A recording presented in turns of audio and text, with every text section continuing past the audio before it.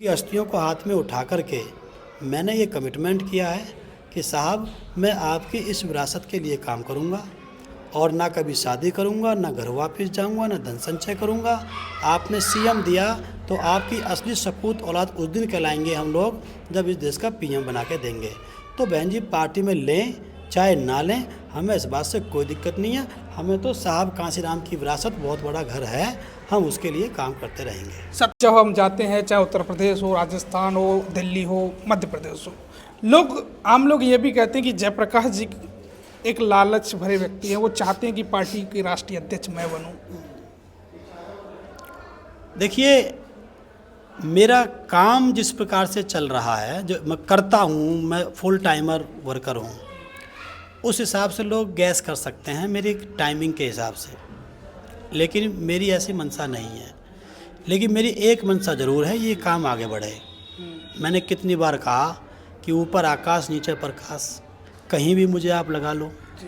और मैं तो ये कहता हूँ कि जो लोग ऐसा कहते हैं तो वो बहन जी से बात करें, मुझे एक बार नीचे लगा के चेक कर लें। अगर मैं विचलित होता हूँ तो, अगर मेरी ऐसी मंशा होती तो अगर मेरी सोच गिल्टी होती तो अब तक मुझसे निर्णय गलत हो जाते। क्योंकि सोच खराब होने से, अगर सोच खराब इस बात को लेकर है कि है कि मैं कब्जा करना चाहता हूँ, मैं सीट पे बैठना चाहता हूँ, अगर ये मेरी सोच गलत है तो उस सोच में ये भी होता कि मुझसे निर्णय गलत हो जाते।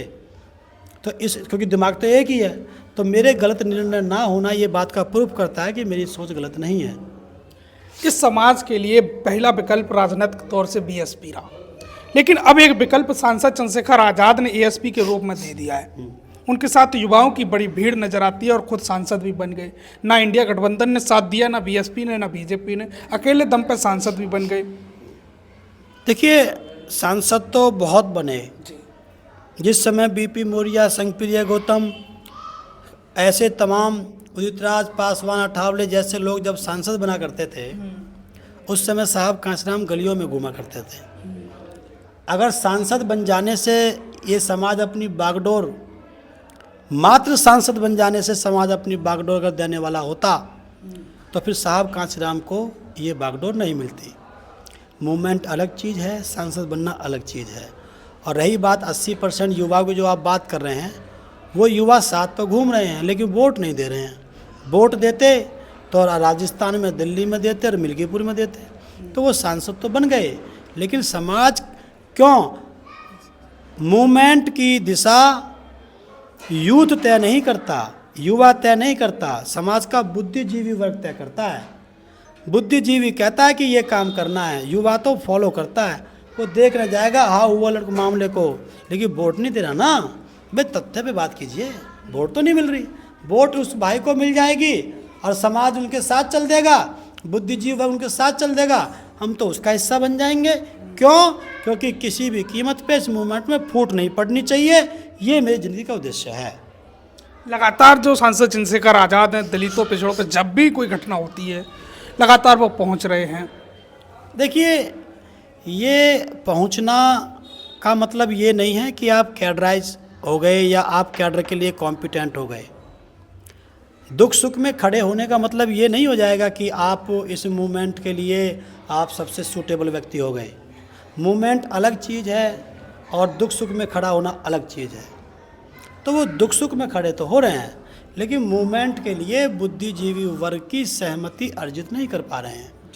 तो वो जा रहे हैं, अच्छी बात, लोग जा रहे हैं, लेकिन मूवमेंट के लिए सूटेबल सिद्ध नहीं हो पा रहे हैं। बहन जी ने ट्वीट किया और प्रेस नोट जारी किया। उन दोनों को मिलाकर उन्होंने एक बात कही कि आकाश आनंद का पॉलिटिकल करियर उनके ससुर अशोक सिद्धार्थ ने खराब कर दिया।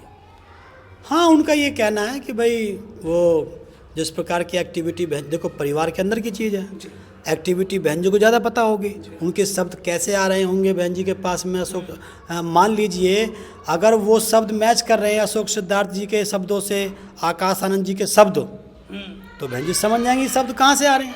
तो तभी तो बहन जी ने क्या होगा, तो पहले ही थे। उनके साथ साथ उनको नेशनल कोऑर्डिनेटर भी बनाया है और साथ में रामजी गौतम जी को। अब वो कितना फील्ड में आते हैं तो देखा जाएगा, क्योंकि राष्ट्रीय उपाध्यक्ष तो वो पहले भी थे लेकिन फील्ड में तो कहीं थे नहीं। तो मुझे ऐसे लगता है कि शायद जो है जितने फील्ड में थोड़े बहुत ये जाते थे आकाश आनंद जी, तो हो सकता है उतना भी वो ना जा पाए। और अगर जाते हैं समाज के बीच में, देखो समाज के बीच में जाना पड़ेगा आपको, केवल वहाँ से कोठी से बैठ करके राजनीति नहीं हो पाएगी, समाज के बीच में आपको घूमना पड़ेगा। अगर वो आते हैं आनंद भाई साहब जी फील्ड में आते हैं तो समाज उनको स्वागत करेगा। बहन जी की तरफ से आपको कोई बातचीत का मौका मिला हो कि पार्टी में आ जाओ वापस किसी के जरिए? देखिए परिस्थिति तो क्रिएट होती हैं, लेकिन वापसी के लिए ऐसे कोई संदेश नहीं है। लेकिन मेरा कोई ये भी नहीं है वापसी मेरी कि भाई वापसी मैंडेटरी है मेरे लिए, ऐसा कुछ नहीं है। मैं तो मूवमेंट के लिए काम कर रहा हूँ। मैंने साहब कांसीराम को पढ़ करके, उनको सब समझ करके, और 27 में अगर पार्टी की स्थिति खराब होती है, क्या समाज को आप कोई नई पार्टी यानी नया विकल्प दोगे? नहीं, जब तक बसपा में आस है तब तक हम बसपा के साथ हैं।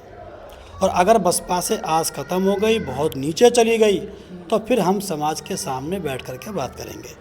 तब तक हम समाज के 9 लाख बुद्धिजीवी लोगों को एक साथ जोड़ने के लिए प्रयासरत हैं। पहले बसपा, क्योंकि ये चुनाव चिन्हाती नहीं मिल पाएगा, आगे किसी व्यक्ति को ये पार्टी का चुनाव चिन्हाती नहीं मिल पाएगा। और ये बसपा धरोहर साहब कांसीराम की है, ये नहीं मिल पाएगी। इसलिए पहले बसपा है और अंत तक बसपा है, बिल्कुल लास्ट तक। और उसके बावजूद भी बात नहीं बनती है, इतना सब कुछ होने के बावजूद भी, तो फिर साहब कांसीराम की विरासत को अनाथ नहीं छोड़ेंगे। ये हमारा कमिटमेंट है समाज के साथ। क्या अपील करना चाहोगे समाज के लोगों से? मैं फिर कहना चाहूँगा कि आप लोग बसपा के पक्ष में काम करें। ये बहन जी के अपने घर का मामला है। बहन जी आज गुस्सा हैं किसी बात को लेकर के, वो घर में फिर बात सुलझ जाएगी। आकाश आनंद भाई साहब फिर वापस ले लिए जाएंगे और मुझे उम्मीद है कि बहन जी उनको माफ़ करेगी। आप परेशान ना हों, इस काम को आगे बढ़ाएं, इस पार्टी को आगे बढ़ाएं। मैं युवाओं से और बुद्धिजीवी लोगों से सभी से अपील करता हूं। उनको माफ़ करेंगे लेकिन आपको माफ़ नहीं करेंगे? मेरा माफ़, देखिए मैं तो ये हूँ, मैं तो बहन, अगर आकाश आनंद जी को बहन जी ने माफ़ नहीं किया और पार्टी में कोई पद नहीं दिया तो मुझे नहीं लगता कि वो काम कर पाएंगे। लेकिन जयप्रकाश को पद भी नहीं मिलेगा, पार्टी में वापसी भी नहीं होगी, मैं तब भी काम करूँगा। तो उनके लिए माफ़ी पहले बनती है बहन जी के द्वारा। मुझे तो चाहे आखिर में जाके माफ़ कर देना, लेकिन पहले आकाश भाई को माफ़ करो। मैं अपील करता हूँ बहन जी से, और उनको पद दे दो। माननीय बहन जी उनको पद दें और समाज में उनको उतारें। उनका मनोबल टूटा हुआ है बहुत ज़्यादा, उनको लगता है, मैं समझ सकता हूँ इस चीज़ को, क्योंकि मैं भी यहाँ से गया हूँ इसी पद से। लेकिन जयप्रकाश जैसा हृदय सबका और धैर्य और या वो सबके पास नहीं हो सकती। मैं तो और लोहे की तरह, चट्टान की तरह मजबूत हो गया था जब मुझ पर यह घटना घटी थी, और आज मैं 7 साल से समाज में काम कर रहा हूँ। इसलिए माननीय बहन जी से मैं अपील करता हूँ कि आनंद भाई साहब, आकाश भाई को आप फिर उनको माफ़ करें, उनको पद दे दें। समाज की यह अपील है और आगे फिर देखा जाएगा। मुझको सबसे लास्ट में कर देना, मैं ऐसे ही काम करता हुआ मिलूँगा आपको। तो ये हमारे साथ मौजूद थे बसपा के पूर्व राष्ट्रीय उपाध्यक्ष जयप्रकाश जी, जो लगातार बसपा को बचाने के लिए और इस समाज को राजनीतिक तौर से मजबूत करने के लिए काम कर रहे हैं। लगातार बसपा के लिए पूरे देश में जब भी कोई चुनाव हो, चुनाव से पहले, चुनाव के बाद, लगातार बसपा के लिए कैडर, बसपा के लिए नुक्कड़ सभाएं और बसपा से जुड़े हुए हर मुद्दे पर बसपा का साथ देते हुए नजर आ रहे हैं। जो लोग कहते हैं कि बसपा, जिस प्रकार से जयप्रकाश जी अलग पार्टी बनाएंगे, तो उन्होंने ये भी बात खारिज कर दी सिरे से कि मैं कोई भी नया दल नहीं बनाऊंगा, मरते दम तक बीएसपी के साथ हूं और बीएसपी के लिए काम करता रहूंगा। बने रहिए हमारे साथ इस खास वीडियो में, तब तक लेते हैं आपसे विदा। लाइक करें, कमेंट करें, बहुत बहुत धन्यवाद। साथियों, मैं निरंजन सिंह बहुजन साथी चैनल के माध्यम से हमेशा ग्राउंड रिपोर्ट आपके बीच रखता हूं। अगर आपको मेरा काम पसंद आता है तो आप बहुजन साथी चैनल को आर्थिक मदद करें, जिससे कि हम यूं ही निरंतर ग्राउंड पर डटे रहें। आप हमें स्क्रीन पर दिख रहे QR कोड, UPI ID बहुजन साथी @YBL के जरिए मदद भेज सकते हैं।